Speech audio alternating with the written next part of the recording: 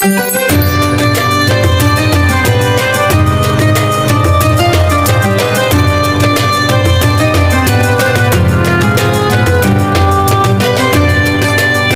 Ibu sudah buat modul ajar ya. Judul modul ajarnya materinya apa? Amanah dan jujur, Pak. Apa? Amanah dan jujur. Amanah dan jujur. Oke, di dalam materi amanah dan jujur itu, kemarin kan waktu pendalaman materi kita belajar ada yang bersifat fakta, ada materi yang bersifat prosedural, ada yang materi bersifat konsep. Nah, kalau di dalam materi amanah dan jujur ini, mana yang merupakan fakta kira-kira? Dalam materinya tentang sifat amanah dan jujurnya itu, Pak, fakta ya.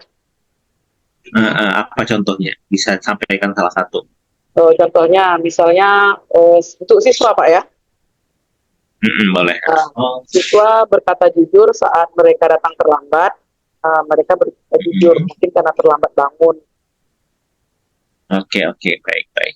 Oke, kemudian di dalam kurikulum Merdeka kan kita sering menggunakan model PJBL dan PBL. Di materi Ibu ini Ibu ada menerapkan itu nggak? Ada, Pak, PBL dan PJBL. Saya ngambil dua-duanya. Apa? Gimana itu Ibu mengaitkan PJBL dan PBL di materi tersebut? Kalau PJBL-nya, saya meminta siswa itu untuk menentukan mana sifat yang jujur, yang tidak jujur. Lalu siswa juga dapat membedakan mana yang antara amanah dan jujur, karena siswa kadang agak bingung, Pak, mana yang amanah, mana yang jujur, itu juga agak bingung. Jadi siswa menentukan itu, jadi dia berdiskusi, menentukan, oh ini amanah, ini jujur. Kalau dalam PJBL-nya, saya meminta siswa itu untuk melakukan seperti peran-peran tertentu, di mana ada seseorang yang menitipkan buku, atau teman sama temannya menitipkan buku, gitu, Pak. Lalu divideokan, jadi ada proyeknya gitu. Baik. Oke. Kemudian dalam pengembangan modul ajar ini, Ibu ada mengaitkan dengan teori belajar yang pernah Ibu pelajari? Oh, kalau teori belajarnya saya mengaitkan ke humanisme. Apa itu humanisme? Memanusiakan manusia. Jadi memanusiakan manusia, gitu, Pak. Jadi dalam humanisme ini, kalau yang saya baca, dia bukan hanya untuk melihat perubahan perilaku seperti BH Porisme, tapi di sini juga melihat dari rasa bahagia siswa, rasa senang siswa dalam terlibat dalam pembelajaran tersebut. Ibu ada menggunakan asesmen di sini? Asesmennya pertama saya menggunakan asesmen yang itu, Pak, formatif, sumatif. Formatifnya pakai apa pengujian? Formatifnya seperti itu, Pak, pertanyaan gitu, KPD. Oke, apa bedanya asesmen formatif dan asesmen sumatif?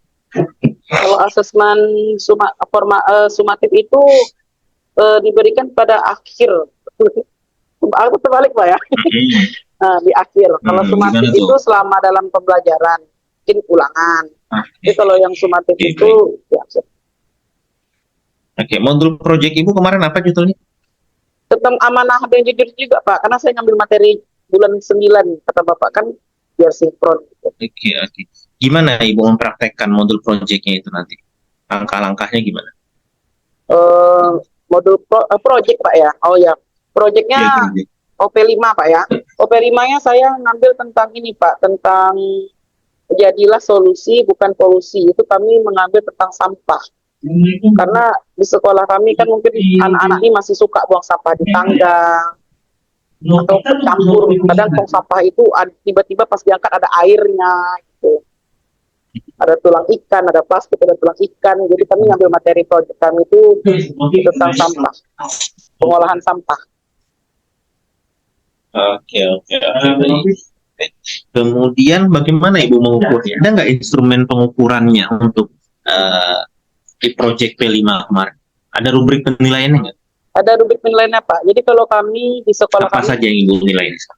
dia hanya ngambil untuk berkembang, belum berkembang. Jadi di sini anak itu kalau bisa dia membedakan mana sampah organik, anorganik dengan B3.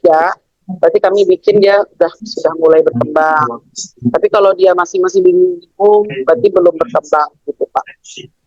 Oke, baik. Kalau PTK-nya kemarin? PTK-nya saya ngambil tentang penerapan audiovisual, tentang audiovisual terhadap minat belajar siswa pada materi amanah dan jujur. Gimana nanti ngukur minat belajarnya itu? Minat belajarnya nanti sebelumnya mungkin pakai siklus nanti Pak. Siklus pertama saya tidak menggunakan yang audiovisual, saya hanya metode mungkin ceramah, gambaran. Nanti yang siklus keduanya saya mencoba memakai presentasi pakai PowerPoint atau video pembelajaran. Oke. Coba praktek mengajar dulu. Bu Iswanti.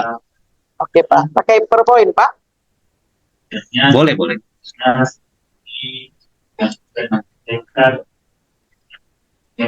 Silakan terlebih dahulu untuk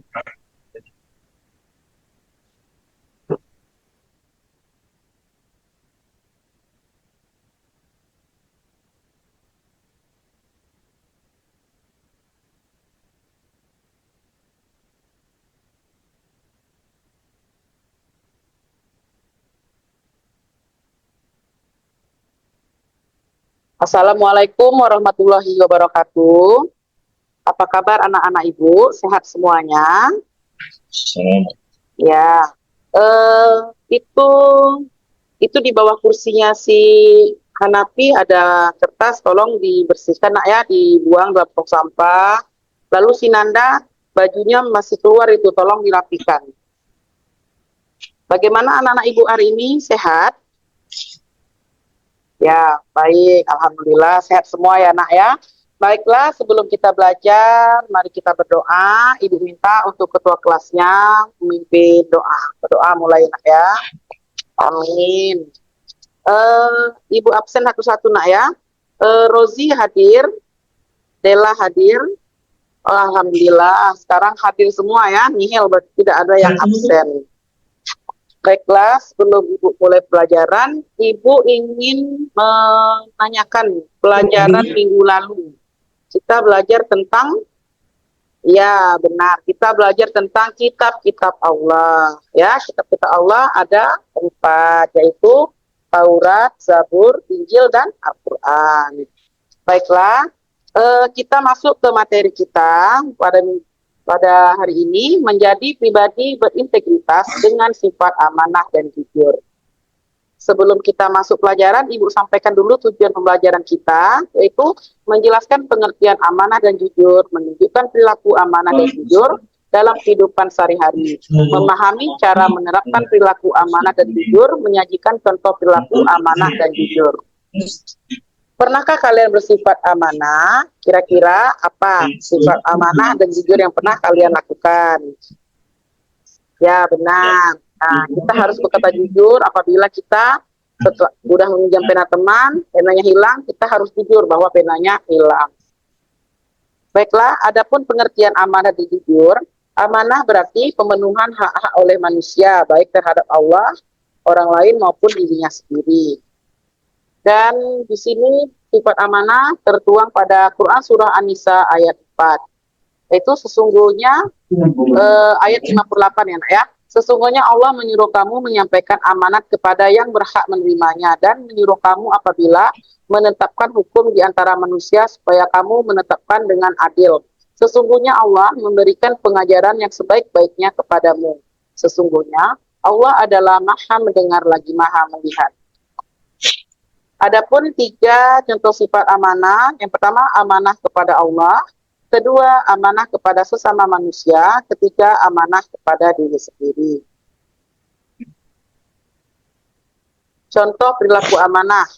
Amanah kepada Allah berarti kita ketika manusia diberi umur digunakan untuk hal-hal yang bermanfaat. Jadi kita jangan berjudi, jangan berbuat maksiat. Jadi kita laksanakan amanah dengan baik umur yang diberikan Allah Subhanahu wa taala. Kedua, amanah kepada sesama manusia. Jadi kalau kita jadi pemimpin, kita tuh harus jadi pemimpin yang adil. Jadi jangan pemimpin yang zolim ya nak ya.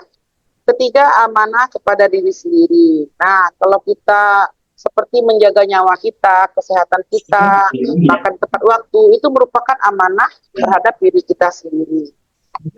Selanjutnya, jujur. Jujur adalah kesesuaian antara lahir dan batin, ucapan dan perbuatan, serta berita dan fakta. Berarti apa kata-kata kita itu yang kita lakukan, jangan lain di mulut, lain yang kita kerjakan. Ini tertuang pada Quran surah Al-Baqarah ayat 42. Dan janganlah kamu campur adukan kebenaran dengan kebatilan, dan janganlah kamu sembunyikan kebenaran sedangkan kamu mengetahuinya. Contoh perilaku jujur. Jadi ada 3 ya nak ya. Sikap jujur di rumah, sikap jujur di sekolah, dan sikap jujur di masyarakat. Nah, adapun cara berperilaku amanah. Yang pertama, meyakini bahwa amanah merupakan titipan belaka. Jadi, saat kita dititipkan barang, kita jagalah barang itu barang titipan. Jangan kita menggunakan seperti hak milik kita sampai barang itu rusak. Ya nak, lalu laksanakan. Cukup Bu, Miss Wanti, izin saya potong. Bu Miss Wanti, tadi kita ada baca Al-Quran Al-Baqarah ayat 42 ya. Coba tampilkan ayat ini. Tampilkan ayat Al-Baqarah. Oke, coba dibaca.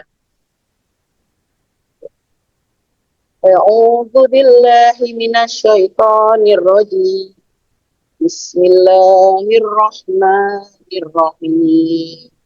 Wa la talbisul haqqa bil batili wa taqtumul haqqa wa antum ta'lamun. Shadaqallahu azim. Baik, terima kasih Bu Miss Wanti. Bu Miss Wanti, itu ayat Al-Qur'annya coba ditulis ulang, kemudian nanti dikirim ke saya fotonya ya. Oke. Nah, kita rasa cukup untuk Bu Miss Wanti, silahkan ditutup. Oke, kemudian ada buat Baiklah, sekian dari konferensi saya hari ini. Saya ucapkan terima kasih kepada Pak dosen, Pak Arif. Saya akhiri dengan Assalamualaikum warahmatullahi wabarakatuh. Waalaikumsalam warahmatullahi wabarakatuh. Terima kasih.